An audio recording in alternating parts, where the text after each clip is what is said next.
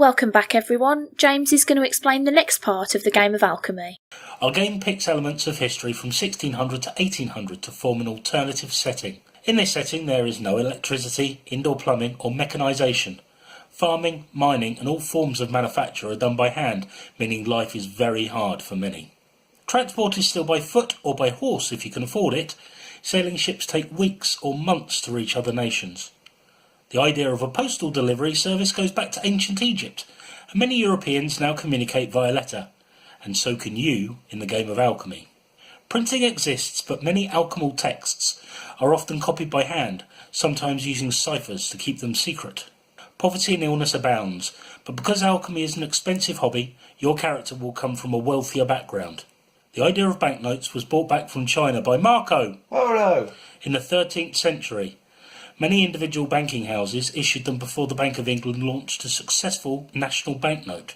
You may be paid in banknotes or coins, but there is no reason why you can't barter materials, time, knowledge or favours when doing business. Medicine is still doing more harm than good, and it's only available to those who can afford it. As an alchemist, you will be asked to prepare all sorts of medicinal chemicals and can freely invent your own. In astronomy, 7 celestial bodies are known: the Sun and the Moon, Mercury, Venus, Mars, Saturn and Jupiter, and Earth is the centre of the universe. Chemistry is still very much stagnant during this period. Most of the known metals and other materials had been discovered in antiquity, and people are used to using everyday chemicals like lime, potash and soda. No new breakthroughs will be made until the invention of the battery in 1799, which precipitates a wealth of new chemical elements being discovered. The Church is a dominant power all over Europe. It has an uneasy relationship with science. On one hand extolling that knowledge is a gift from God, but too much is heresy. Religion and the Church will be in the background of our game. It's a very good customer, requiring pigments for the ceilings of its cathedrals and precious metals for its candlesticks, but you would not want to antagonise it. Personal faith or religious differences are never something that is role-played or discussed in the game of alchemy.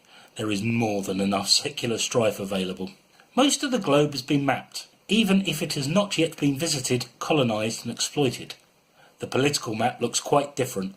Modern countries such as Italy and Germany don't yet exist. Spain is the current superpower, owning most of the Italian peninsula, Sicily and the surrounding islands. It also has holdings all over Europe, including Milan, parts of France and Flanders. It also owns huge territories overseas, including the Americas and East Indies. While Portugal is a separate nation, it is also ruled by the Spanish monarch. England, Ireland and Scotland are ruled by England under the Union of Crowns, but they are uneasy neighbours. There is definitely no sign of a British Empire, and the island appears quite backward and insular. France is still ruled by a monarchy, and there are no thoughts of revolution. It is a prosperous nation and a centre of art and culture. It also owns a large part of North America and Canada that it calls New France. The north of the Italian peninsula is home to many small but rich kingdoms, including the Papal States, whose capital is Rome, and also the most serene Republic of Venice, which owns territory all along the Adriatic. The Kingdom of Denmark includes Norway and Iceland, and the Swedish Empire includes what is modern Finland and part of Russia. In the game of alchemy, all the Scandinavian nations cooperate under the Treaty of the Kalmar Union. The great power in the east is the Ottoman Empire, covering large parts of the Mediterranean, Western Asia and Africa. It is rich in knowledge and learning and dominates the understanding of medicine, astronomy, mathematics and many other sciences. It is also expanding.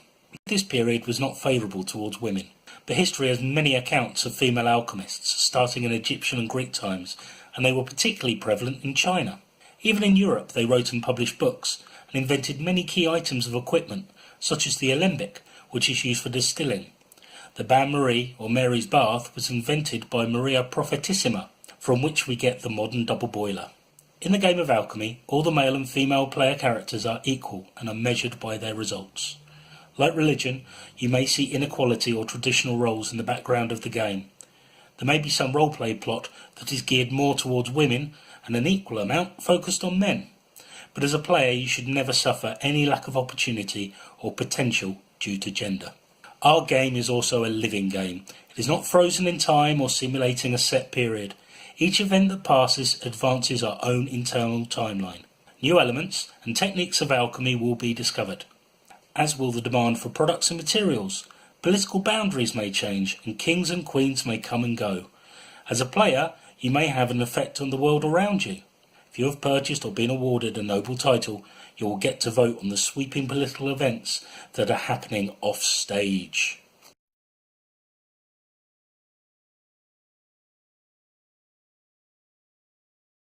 Where can I find more information? Subscribe to this channel for more information as soon as it arrives.